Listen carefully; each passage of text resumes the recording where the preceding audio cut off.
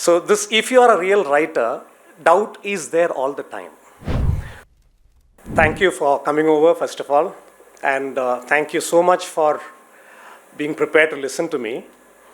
Thank you, Vasudhendra, for inviting me over to this beautiful platform. I think you're doing something genuine and important.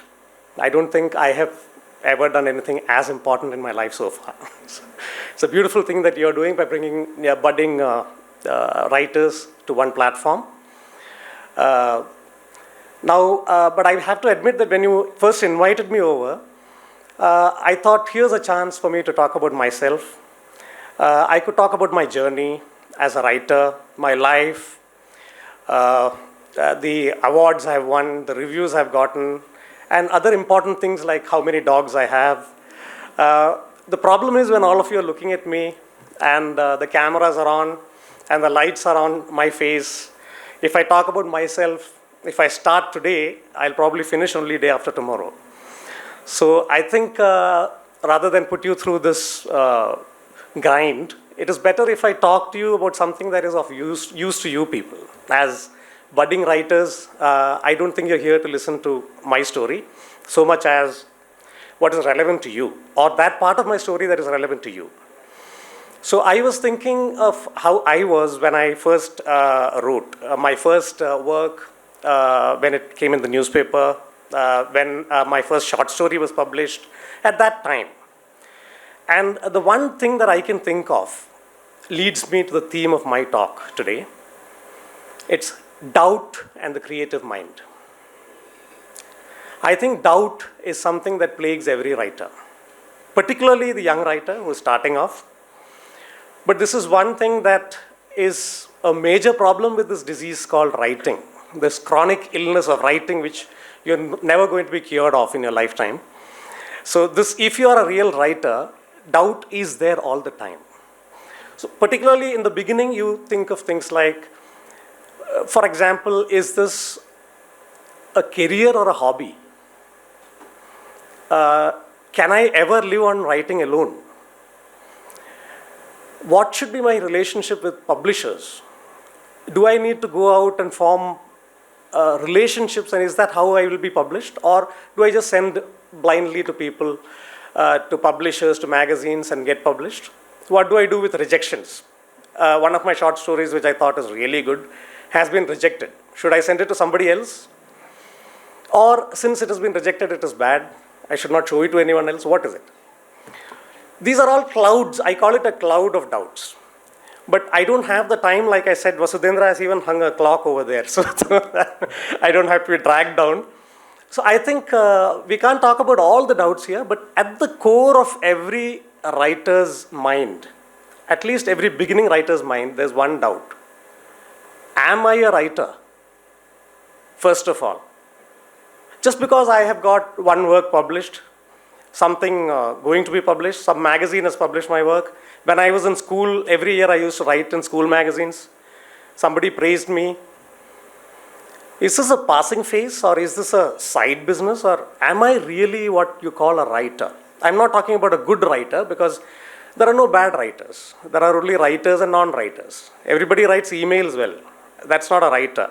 So if I am a writer, how will I know?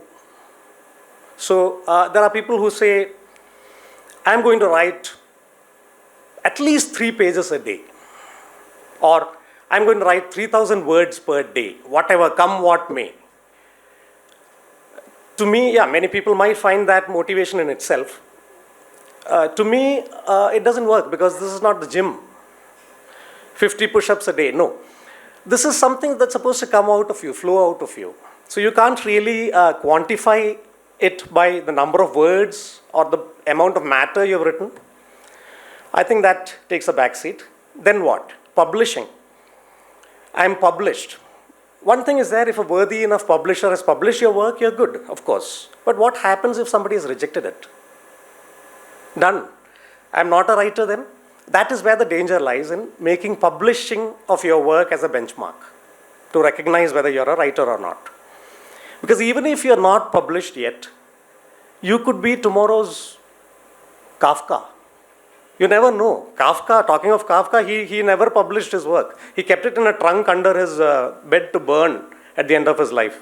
And his friend Max Brod was also a publisher. So he rescued all the work and then he got it published. I think that's how the story goes. In any case, Kafka did not mean for us to read his works. So much for publishing. Praise from others. Of course, it's valid, especially when you show it to somebody who knows literature, if you show it to a professor, somebody. But I think, again, same as publishing, what if somebody disses your works? What if somebody pulls down your work? What if somebody criticizes it? For a budding writer, that could be a problem. Now, let me tell you, the problem with today's era is most people are victims of their own ideologies or the narratives of other people. So a lot of people we respect in the world of literature, they're worthy of respect, of course. The problem with them is they look for what they believe in everything that they read. So for example, or see, on Netflix or whatever. So for example, what do I say? If I write about man being alone in the universe doesn't care about man. Man is on his own. Somebody will ask, what about woman? You see the problem there. So we are not talking feminism here in this context. I'm not against feminism or any ism. I'm saying reading your ism into a work that you read has become a norm today. And that is why opinions of others are also to be taken with a pinch of salt. If they're praising you and if they have valid reasons for what they're saying, it's fine. But at budding stages, please don't make that a benchmark either. But then how do you know if you are a writer? Am I a writer or not? First of all, I would suggest you ask yourself a question, which you don't have to ask right now sitting here or answer me anytime. This is for you. Ask yourself, what do you enjoy more? What are you in love with? Are you in love with writing or are you in love with being a writer? These are two very different things. You can be in love with both. No fidelity issue there. The problem is, which one do you love more? Okay? Because being a writer, the concept of being a writer will give you a high. You walk into a room of, say, 10 big doctors. One is a cardiologist, one is a neurosurgeon, one is somebody else. If you're a lay person, when you walk in, you have an inferiority complex. You are a bit shy of talking. These are all great people, they're all experts. But if you're a writer, they have a complex. So they say, yeah, we are all textbook people, but this guy is a genius. So that high is there, definitely. But that is not indicative of a writer, if you ask me. I think rather, if you're in love with the process of writing, if every morning or evening or whenever you sit down to write, that defines you, that gives you the kind of joy nothing else does. You are showing symptoms of the disease of writing. Right? Another thing, have you heard of something called cognitive dissonance? I don't think so, because it's a very technical term in psychiatry and psychology. Cognitive dissonance, like writing, is a chronic disease. It involves the problem of accommodating conflicting thoughts in your head. You are able to, which is a bad ability, you're able to think of two opposite things at the same time and put that in your head. For example, a BJP guy comes and talks about religion, tradition, something, your blood boils. Yes, that's right. Next, a communist comes and says reason, rationale, science, this is all rubbish. Your blood again boils. Okay, this is a problem, right? So such people are always unsure of themselves. They don't have one opinion. Like Madam said, what is the need for one opinion? Absolutely. So, but the world sees it as a disorder. Okay, so a cognitive dissonance, people with that problem, finally they escape. They find an escape route because they are suffering from this multiple opinions. They find an escape by creating an untrue thing. By saying, for example, that I am like this about BJP and communism because I am not a politician. Left and right, I don't know, because I am more of a scientist. Something like that in order to find comfort. The same escape route for a writer is fiction. Right? And the same cognitive dissonance is probably what John Keats, my wife will know better, she's an English teacher. John Keats calls negative capability. Negative capability is an ability. Shakespeare had it. When he is talking from the point of view of Hamlet, he is Hamlet. But when he's talking about Hamlet's father, somebody who had the opposite view, he is that person. So a writer has this problem of cognitive dissonance, which is not a problem but a blessing for a writer. This is what enables you to create characters different from yourself. Otherwise, every time I write about somebody other than me, I would be fake. I would be being fake, right? I am able to honestly create another person because that another person is also there in my head. So if you have cognitive dissonance, if you suffer from multiple personality disorder, so to speak, you're probably a writer. Again, these are all symptoms, okay, of the disease. The third thing that in my observation I found is, what you can ask yourself is, how obsessed are you with writing? In the sense, are you a writer when you sit down to write? Or are you a writer throughout the day, throughout the night? Many times, for example, say you're in a mall, in a very busy mall where there's so much of noise, people are running around, somebody is looking for clothes to buy, somebody is looking for something else, someone wants to watch a movie, there's a huge din, there's a background noise. Suddenly you get into a lift with, say, 5 or 6 others to go to the 4th floor. The moment the lift door closes, you are in an island of silence with 5 or 6 strangers. It's a very awkward time. Suddenly you have been pinched from that crowded place and put with strangers in a quiet place. And thus was invented the mobile phone. So this is why people immediately take out their phones and start looking at it, right? But a writer doesn't do that. This is the time for the writer, suddenly characters pop up in the head. Plot happens. Maybe not what he or she is writing, maybe something they have read, whatever. But literature comes to mind at a quiet moment in the middle of a crowd. A writer is alone in a crowd all the time, all through life, which is why this is an illness. And there's no more beautiful illness than this.